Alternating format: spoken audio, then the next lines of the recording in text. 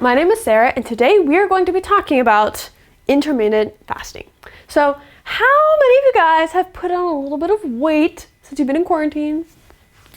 Yeah, I've definitely put on a few kilos since I've been just, sitting in my house, not doing a lot of exercise, and certainly stress eating a lot more than I normally would.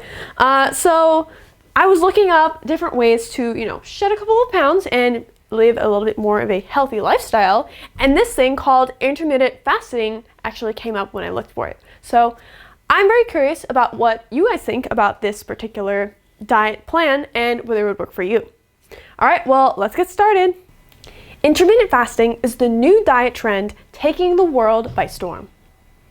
Instead of restricting themselves to specific food groups like the low-fat, ketogenic, and paleo weight loss systems, dieters simply restrict the times of day during which they eat all of their calories. With other diet plans, people may be tempted to snack during the day, without realizing that a fistful of chips or a sip of soda here and there can add up to a lot of calories. There's a lot of words that we're going to quickly review. The first one here is, of course, the most important one in this article, so make sure you pay attention. It's intermittent. So when something is intermittent, it means it's happening over regular intervals in time. So it's kind of like you stop and you go. You're not always doing it or always not doing it. You're sometimes doing it, usually at specified predetermined times. And so when we say that something is taking the world by storm, that means that something is becoming very, very popular. Perhaps you could say that BTS is taking the world by storm because it's becoming really, really popular in the United States and other countries. Or you could even say that, what else can take the world by storm? Perhaps someday these videos that we're making right here, or this company could take the world by storm. I would not be opposed to that. In fact, I'd be very happy because, more work, more money, more opportunities, etc. So basically, intermittent fasting is becoming very popular. It's taking the world by storm.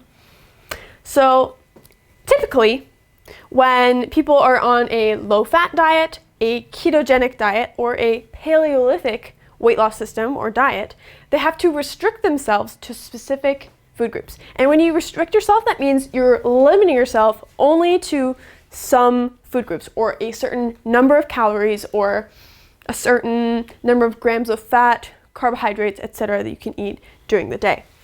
So specifically, low-fat diet is exactly what it sounds. 저지방 다이어트 means that you're eating less fat. And by the way, actually, people say that this is not a very effective or healthy way to lose weight, because a lot of times you end up eating a lot more sugar, which will actually force you to keep the weight on, which is not very good. And so as a kind of counteraction to this, you can also go on the ketogenic diet. So the ketogenic diet, or just keto for short, is when you eat less carbs or 탄수화물. So it's like a 저탄수화물 diet, if you want to think about it in Korean.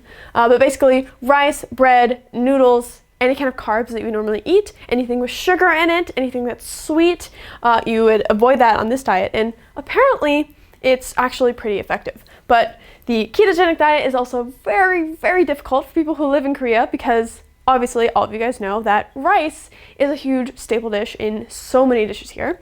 And also, secret sugar is added to almost everything. So yeah, the low-fat diet is not so effective. Ketogenic diet is really difficult. And then lastly, we have the paleo weight loss system. So paleo is actually short for Paleolithic, and it's kind of based on the philosophy that eating processed foods, so a lot of the things you can buy at the store in modern times, is actually not that good for you because humans evolved to eat things that were available simply in nature.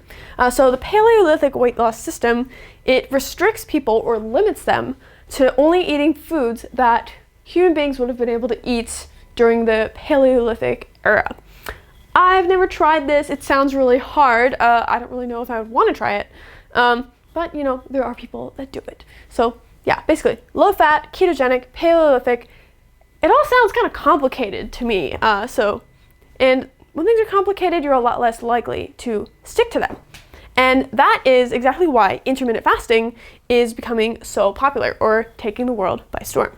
So as we mentioned, with all of these different diets, you have to restrict yourself to certain types of food.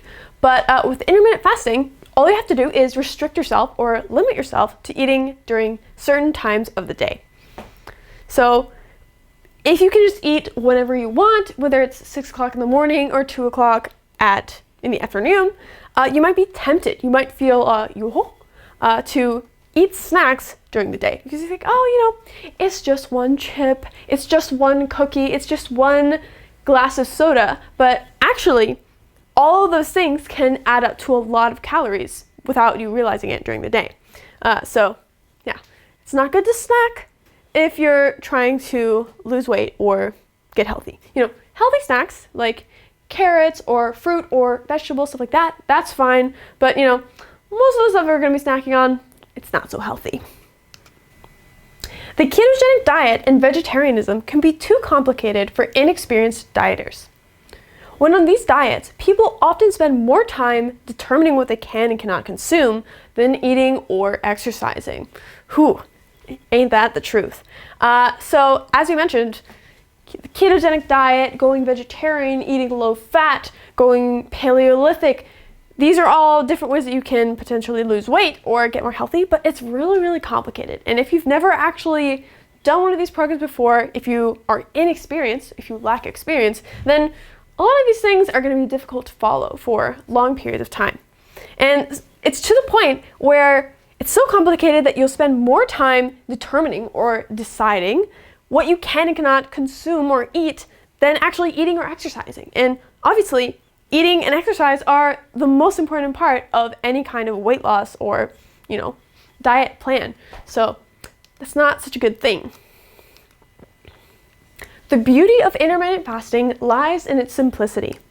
One simply chooses a time frame such as 1 p.m. to 6 p.m., 7 p.m. to 8 p.m., or weekdays, and then fast during all times outside of that time frame. During eating hours, they can enjoy whatever foods they want. This way, dieters can enjoy their favorite foods in moderation, without having to worry about calorie counting or deciphering complicated ingredient lists. So right here, we have two set phrases that are used quite often in English. The first one is, the beauty of blank lies in its blank. So in this case, we're saying that the beauty of intermittent fasting lies in its simplicity. So what we mean here is that because intermittent fasting is so simple, that's the thing that is especially good or beautiful about it. So it doesn't have to be something that is physically beautiful. You can say, so for instance, if you wanted to talk about the Korean writing system, you could say that the beauty of Hangul lies in its simplicity. So it doesn't always have to lie in its simplicity. These are simply examples. If you have any other potentially good examples, you can let me know in the comment section below, and I'll let you know if it's good or if it sounds a little bit unnatural. Okay, so first expression, the beauty of blank lies in blank. Because intermittent fasting is so simple, it's really easy to follow and easy to do over long periods of time. And because it's so simple, dieters can enjoy their favorite foods in moderation. So no matter what kind of diet or weight loss plan or just health plan you're trying to do for yourself, it doesn't mean that you can't enjoy or eat the things you like, like cake or pizza or cupcakes or pancakes or any other kind of cake. It's okay to have that every once in a while. You can enjoy it in moderation or just a little bit. You can't be having it every single day for every single meal because obviously that's not very healthy. But because you'll be spending less time eating, you're going to be a little bit more deliberate in the choices that you make on what goes into your body. And usually that'll mean you actually end up eating healthier things, but you can also enjoy all the tasty foods that you like and still lose weight and still be healthy, which is great. And another benefit is that you don't have to decipher or 해석하다 complicated ingredient lists. So this word deciphering, usually it's referring to kind of translating or trying to interpret or understand a foreign language or, perhaps Egyptian hieroglyphics. You can decipher Egyptian hieroglyphics. So when you say this, it's not simply saying that you're trying to, translate it or understand it. You're saying that the thing that you're looking at is really, really complicated or difficult to understand. So it's kind of a exaggeration of how complicated ingredient lists can be in the modern world, because we get all these weird, chemical names. I don't know what those things are. I was a Unga student. I did liberal arts. I did not take chemistry in college, so yeah, I have a hard time with that. Besides helping people lose weight, intermittent fasting reportedly gives its adherents more energy, improved concentration, and better sleep quality. That sounds pretty good to me. So reportedly, this means that this is what people say. So it might not be true in the scientific sense. I'm not sure how many scientific studies have actually been completed on intermittent fasting, but reportedly, according to what people say, this is true. And it gives its adherents. So an adherent is someone who follows a certain set of rules or guidelines. So adherence in this case means intermittent fasting dieters. And so if you use this diet plan, you have more energy, you have improved concentration, and you sleep better. Why aren't we all doing this? Sounds pretty good to me. However, there is a catch, and if you do decide to look into this, make sure that you're really careful. However, people with a history of disordered eating should tread with caution when it comes to intermittent fasting. Extending fasting periods for too long can trigger symptoms of anorexia, and consuming too many high-calorie foods during eating hours could cause binge eating disorder. So an eating disorder it's kind of a psychological condition when somebody has a very unhealthy relationship with food. Either in the case of anorexia, that means that you don't allow your body to eat the food that you actually need. And a lot of times people who have anorexia can be malnourished, and they don't have all of the nutrients that they need to have a healthy body. And you don't have to be super, super skinny to have anorexia. So yeah, let's all watch out for each other, watch out for our friends. If someone in your class or your cousin or your sister or somebody just suddenly stops eating one day and they get very stressed in situations where they have to eat, then it could potentially be a symptom of anorexia. And it's a really difficult way to live your life, so I don't recommend it. There's also bulimia, which is when you will try to either spit out or vomit out the food that you eat. It's kind of like punishing your body. It's really, really, really bad for you. You definitely don't want to do it. And then last of all, binge eating disorder is also a different type of eating disorder.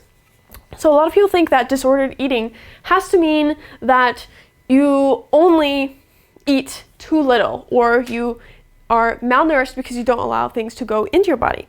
But when you have binge eating disorder, that means a lot of times people will not eat for long periods of time, and then they stuff their face with tons of things that are not healthy for them, and then they feel horrible and they hate themselves for it later.